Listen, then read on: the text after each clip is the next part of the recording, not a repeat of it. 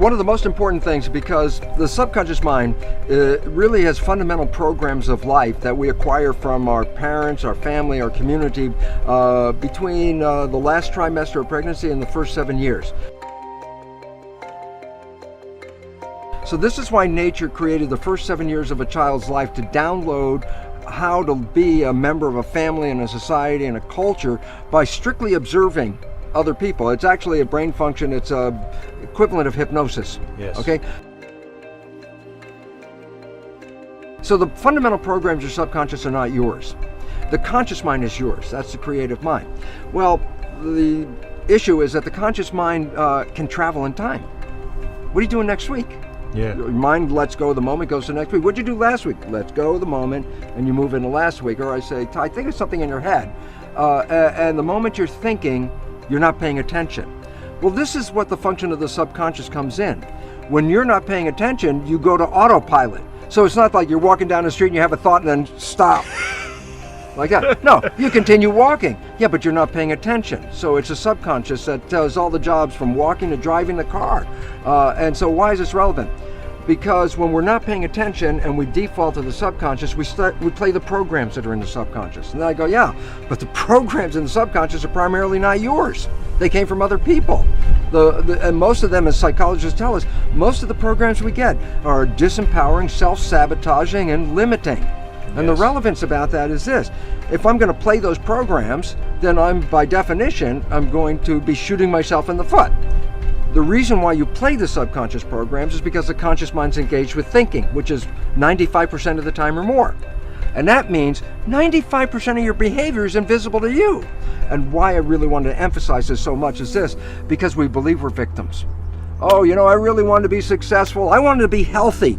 I wanted to have a great relationship, and it's not working out. Yeah. And then you say, well, that was my intention, and it's not working, so therefore the world's against me. And then we go into victims like, God, I really wanted it and it didn't happen. And I just wanted people to wake up, because it basically is this: it's not the world against you at all. The world will give you everything. The issue is you're not operating from your conscious mind, except 5% at the most. And so your life is really a reflection of your subconscious programming. Yes. Now you say to me, well, I got programmed from the last trimester of pregnancy, first 7 years, so I was being programmed when I was 1 and 2 and 3, and I go, absolutely. And you say, but what were the programs? I wasn't there. I have no idea what the hell the programs are. And I go, here's the neat part. 95% of your life is coming from the subconscious. So all you have to do is look at your life and just look at it and say, for what? I say, what comes to you that you want and it comes to you easily, you have programs to allow that to happen. But what you struggle with, what you work hard on, what you have to put a lot of effort into, why are you working so hard?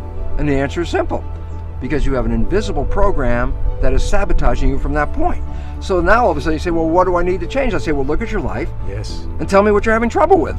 Yeah. Because that's the direct expression of a program that's not supporting you. There's always been a belief that the conscious and the subconscious minds are one and the same. So if I educate my conscious mind, then my subconscious mind should automatically know what the heck I just did. Yeah. Right? So then I say, well, yeah, guess what? How many self-help books did you read? And I go, oh, I read all these self-help books. I say, now that you read them, did your life change? And the answer is, no, not really.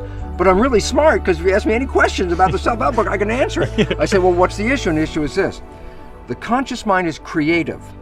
So yeah, I could read the book. I could watch this video with you in it. I could even just go, aha, and the conscious mind could accept that and learn it. But the subconscious mind does not learn that way. And that has been the problem, because we educate the conscious minds, get really smart, and our life stays exactly the same as it is. And the issue is why? Because it doesn't translate from the conscious to the subconscious, because the subconscious learns in, well, 3 to 4 fundamental ways. Number one, the first way it learned 7 years was hypnosis, because the brain was operating at a low vibrational frequency and just downloading what it saw. After you're 7, how do you learn? Habituation. How'd you learn the ABCs or the times table? You had to repeat it and repeat it and repeat it, and finally you got it, and then you know how to do it. You want to drive a car? You have to practice and practice, and then you learn how to do it. So if you want to change the subconscious mind, hypnosis is number 1, that works. Number 2, repetition, habituation. Yes. Create a habit. And at first it seems like a struggle because it's new to the subconscious mind, but hey, you didn't learn ABCD the first time you said it, you had to do it again and again. But after you do it for a repetition period, it will be so natural that if you're not doing it, your subconscious mind go, hey, what's happened? We're not doing it. Yeah. So that's really good. We overcome that. A third way, which is very, some people get it and it's very powerful, but I wouldn't recommend it, is tremendous emotional shock. Boom! Something happens in your life and it's so dramatic that after that moment, you're not going to be the same person. The subconscious got it right there, okay? Yeah. And the newer one and the better one is a whole new field of belief change modalities, which are also associated with what's called energy psychology. Yes. And these are wonderful because basically it's a form of super learning. And what's neat about it, the conventional things like hypnosis or habituation, there's a time element that takes a long time. Yeah. But these new belief change modalities, like a super learning experience, you can change a belief you've had your whole life, 50 years, and change it in 10 minutes. Yeah. And so this is really, it's a new type of psychology that's coming in, but it's really necessary because, as they say, necessity is the mother of invention. Yep. We're running into a world that has a lot of necessity to change very, very quickly. So we're really happy to see that there are ways of changing without going through all that anxiety and stress, and we can do it really quickly.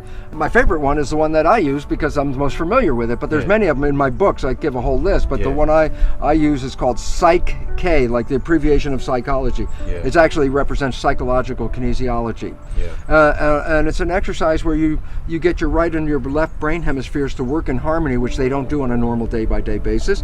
And when you get them to work in harmony, that's called brain synchronization, a window sort of opens up and you can drop in a new belief in 5 minutes.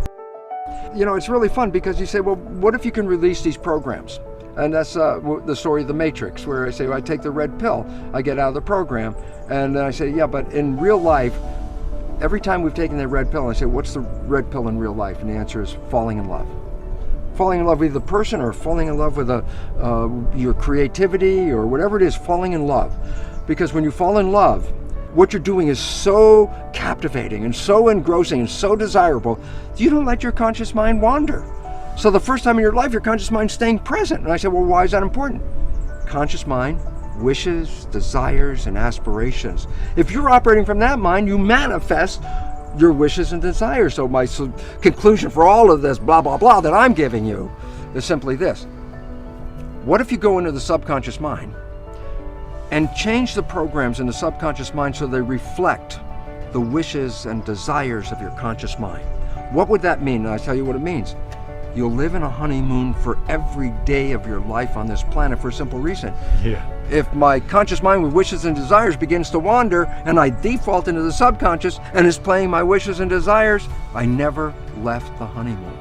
Most people's stresses are not real immediate emergency stresses at all. They're beliefs of a fear that they won't have something, they won't have a job, they won't have food, they won't have a friend. And it's not that they don't have them right now. They're thinking about, oh, that happens. And that's where the stress comes from. And that's why 90% of the people are in fear, because they recognize that their future is uncertain. But rather than seeing it in a positive way, they have this image of a negative thing. Work it all out. And it's really interesting because, remember, when you fall in love and you get out of the programming, you create heaven on earth. Well, if it wasn't for the programming, everybody would have heaven on earth. Yes. So if we can change the programming, then heaven on earth is available.